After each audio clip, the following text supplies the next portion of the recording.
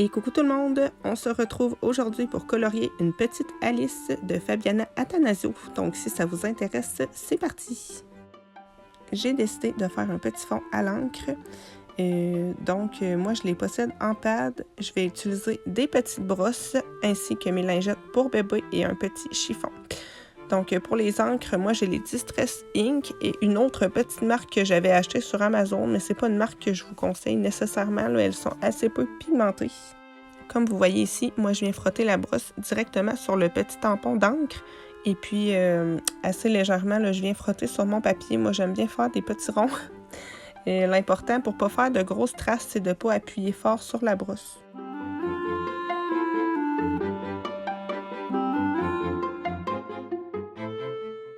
J'en ai de différentes formes. Là, vous voyez que j'en ai une qui est plus allongée. C'est pratique pour faire les bords. Ça, c'est des petites brosses qui s'achètent en kit sur Amazon. Si jamais vous avez des questions par rapport à ça, vous pouvez me l'écrire en commentaire. Je vous mettrai un petit lien. Là, vous voyez ici, là, je suis en train de nettoyer ma brosse avant de changer de couleur. Moi, j'aime bien faire ça avec des lingettes pour bébé. Je nettoie ma brosse avec ça et puis ensuite, je viens l'essuyer avec mon petit chiffon qui est sec. C'est important parce que si vous mettez de l'eau dans vos encres, ça ne fera pas le même résultat sur la feuille. Là, ça va un peu glisser. Donc, je fais cette petite étape-là de nettoyage entre chaque couleur et normalement, ça va très bien.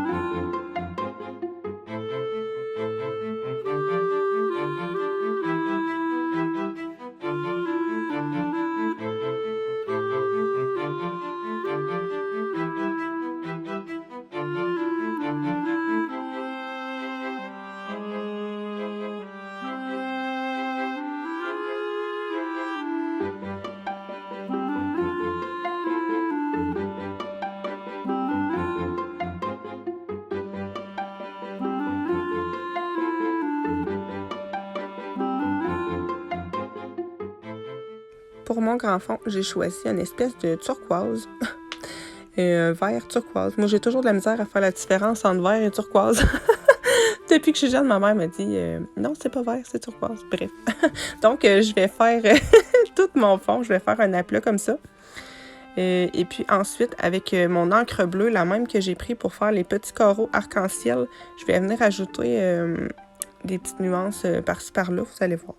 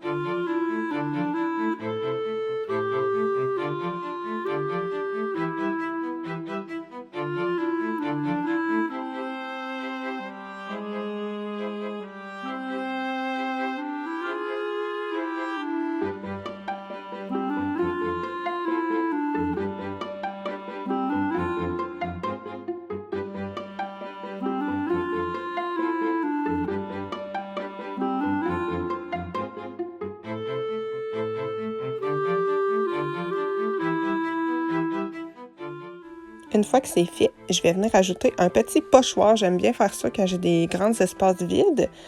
Et puis, j'aime beaucoup ce petit motif de fleurs. Donc, avec un encre noire, je vais venir tapoter par-ci, par-là pour ajouter mes petites feuilles. Moi, j'aime bien, quand j'ai des pochoirs comme ça, mettre plus foncé au centre et puis y aller de moins en moins foncé. J'aime bien faire ça.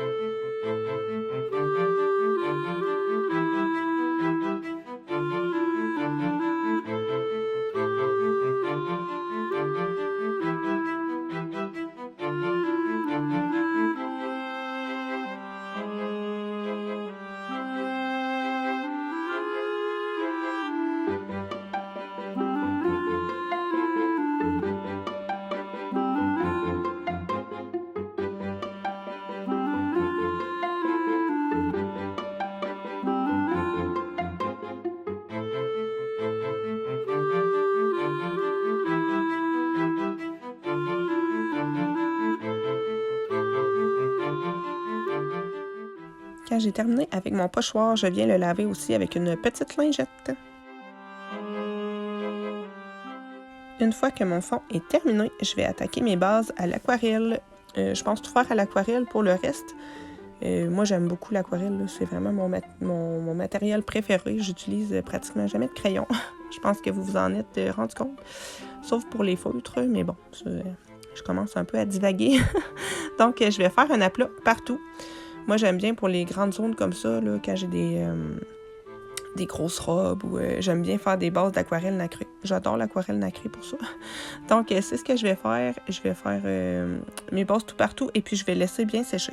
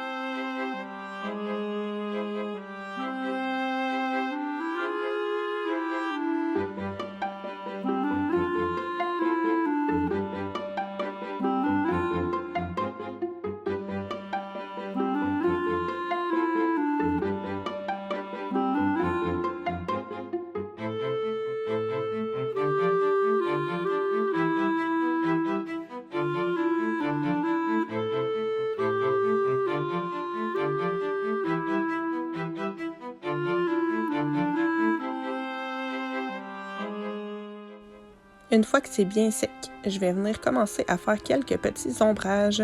C'est vraiment important de laisser bien sécher entre chaque couche d'aquarelle. Moi, c'est vrai que je fais de l'aquarelle dans tous mes livres et ça ne transperce pas. Je pense que ceux qui ont des problèmes au niveau de ça, là, le fait que ça transperce, c'est que des fois, je pense que vous mettez votre deuxième couche et la première n'est pas tout à fait sec. Moi, vous allez voir ici dans ce coloriage-là, je vais faire 3 couches à certains endroits et puis ça ne transpercera pas, là. Donc, c'est vraiment ça qui est important de retenir, bien laisser sécher. Donc là, je vais prendre un bleu un peu plus foncé que mon aquarelle nacrée de base et puis je vais venir faire les premiers petits plis de la robe.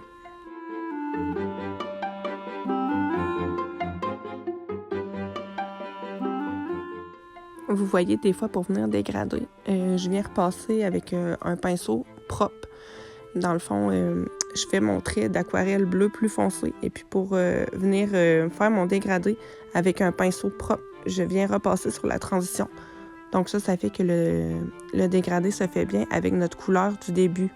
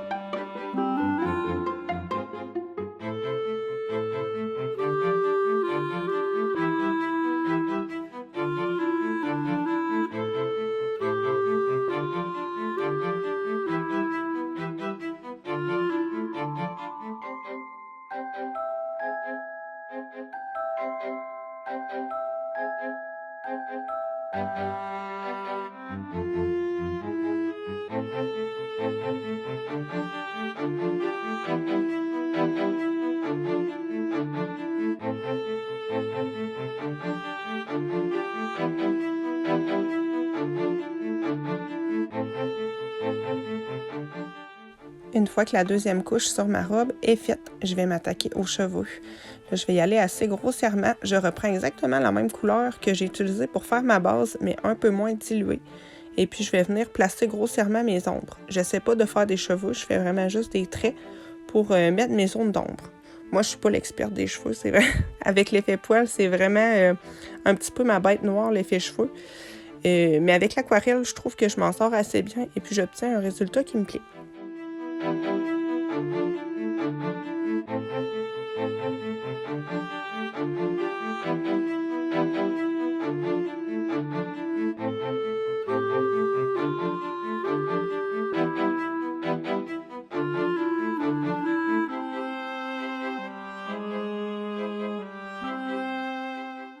Pendant que ça sèche, je vais venir faire le sol. Comme vous voyez, je papillonne un petit peu dans mon coloriage. En fait, j'essaie que les éléments que je viens de peinturer ne touchent pas aux autres pour pas que l'aquarelle se diffuse. Ça évite aussi de perdre du temps. C'est pour ça que j'ai fait la robe, les cheveux. Là, je passe au sol. En fait, j'aurais pas pu faire, par exemple, la peau tout de suite, étant donné que mes cheveux étaient pas secs. J'aurais eu peur que ça se diffuse. Donc, je vais aller à un endroit où je sais que ça se diffusera pas, étant donné que tout est sec autour. Donc là, je vais venir faire mes petits ombrages avec toujours le même brun que j'avais utilisé pour ma base, mais moins dilué.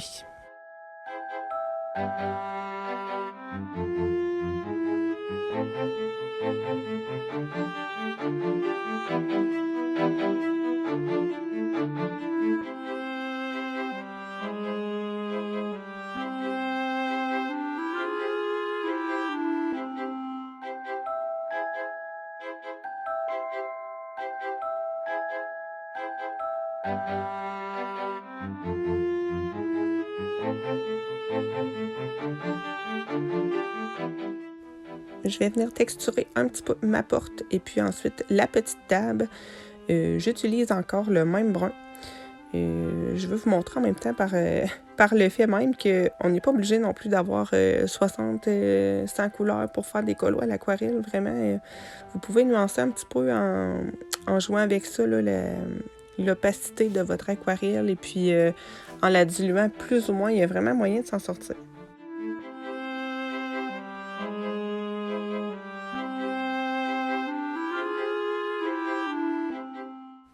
Pour la petite lampe, je vais venir faire des ombrages roses. Je pense que je vais pas trop m'attarder là-dessus, cette petite lampe-là. Je pense que je vais surtout mettre des petits feutres acryliques et puis mes petits stylos gel pour la faire ressortir. Elle m'inspire pas trop, à vrai dire.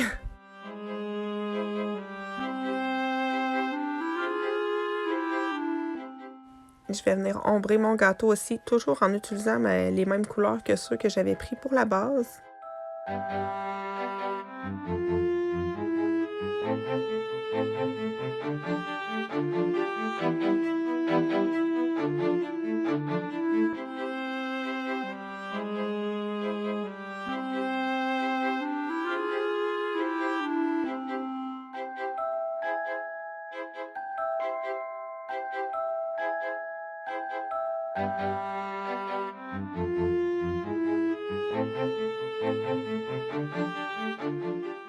Pour la peau, je vais venir prendre un brun assez clair et puis je vais venir placer mes zones d'ombre pour commencer. Moi, je fais surtout le contour du visage, les petites oreilles, le nez, en dessous des sourcils, les yeux et tout ça. Je cherche pas à faire quelque chose de réaliste nécessairement, surtout dans des petites images comme ça. Moi, je m'inspire beaucoup des images qu'on peut retrouver, par exemple, dans les livres pour enfants. Moi, j'adore feuilleter des livres pour enfants. Ça m'inspire beaucoup. Donc là, pour l'instant, je place mon brun aux endroits où je veux vraiment créer des ombres. Et puis là, je vais venir repasser avec un petit peu d'eau pour adoucir mes traits. Une fois que ça va être fait, je vais reprendre mon beige du début, le même que j'ai pris pour faire ma base. Et puis, je vais venir en rajouter un petit peu où j'ai mis mon brun. Ça va permettre de créer un petit peu plus de relief aussi. Et puis ensuite, je vais ajouter du rose pour les petites joues. Ça peut faire un peu peur de se lancer à faire des peaux à l'aquarelle, mais franchement, c'est en essayant aussi qu'on voit si on aime ou pas. Moi, en tout cas, je sais que j'aime beaucoup faire ça. Je trouve que ça donne des résultats vraiment tout doux et que j'aime beaucoup. Donc, il faut se lancer, il faut se pratiquer. C'est comme avec le crayon. Peut-être que la première fois, ça va être une catastrophe. Mais j'en ai fait plein des catastrophes aussi. Mais à force de se pratiquer, eh bien, c'est là qu'on réussit.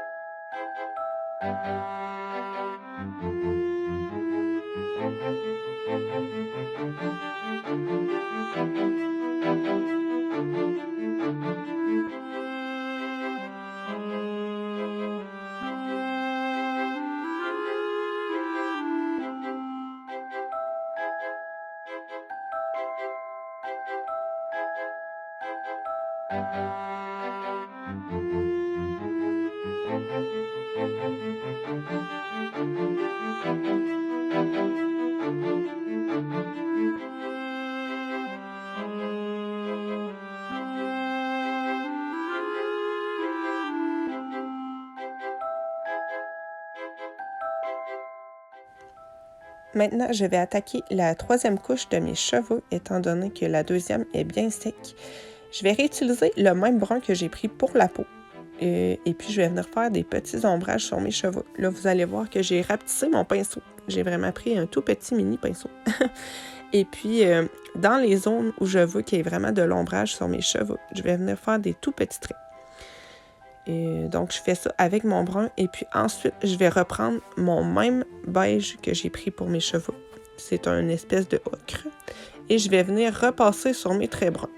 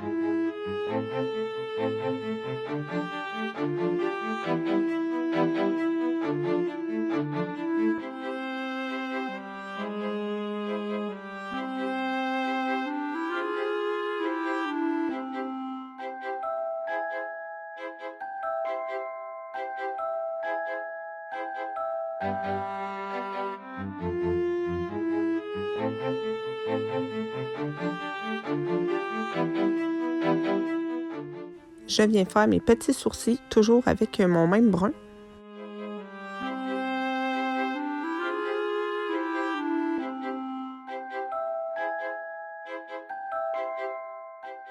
Pour les éléments qui vont suivre, je vais venir refaire une troisième couche également en utilisant pour cette fois-ci une couleur plus foncée. Donc un rose plus foncé pour le glaçage du gâteau. Quand je vais en venir à la robe, je vais utiliser un bleu également un peu plus foncé. Donc je vais venir vraiment contraster mes ombres un petit peu partout.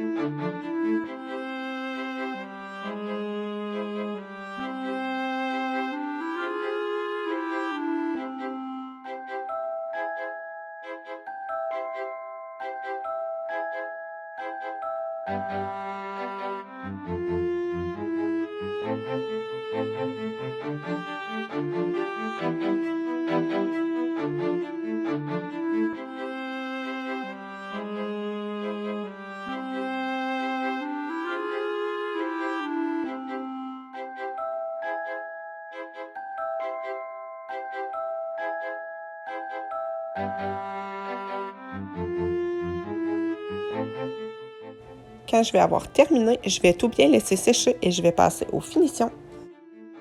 Pour les stylos gel métalliques de couleur, moi j'utilise les Jelly Roll métalliques. Je les aime beaucoup. Je trouve qu'ils ont un super bon débit d'encre et puis sont super brillants. Je les aime beaucoup. Ils ont une belle couvrance aussi. Pour ce qui est du blanc, moi je suis vendue pour le Uniball blanc. Après les stylos gel blancs, je pense que c'est un éternel débat. Chacun a ses préférences. Moi personnellement, c'est celui-là que j'utilise. Sinon, je vais utiliser mes petits marqueurs acryliques que j'ai achetés récemment au Dollarama, mais c'est l'équivalent là, des Posca ou il y a différentes marques là, de crayons de peinture acrylique. Je vais détourer tous les petits motifs de la robe. J'aime bien faire ça quand il y a des petits motifs comme ça. En plus, c'est super détente à faire.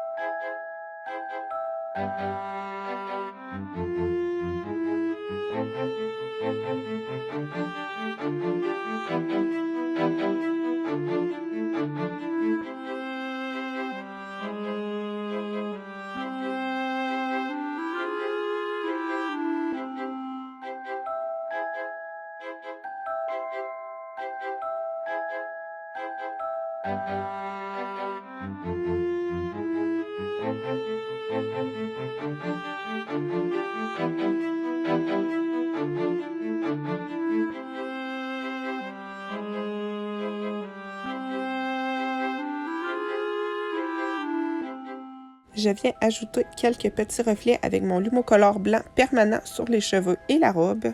Et puis pour terminer, je viens faire des petits splashes avec mon encre dorée Winsor & Newton pour créer un petit effet de magie sur mon gâteau. Donc voilà mon résultat final. J'espère qu'il vous plaît. Moi personnellement, je l'aime beaucoup. J'ai déjà envie d'en refaire un autre. Et j'espère que je vous aurai donné envie de sortir vos pinceaux et vos petites encres et de mettre de la couleur dans vos livres de colo.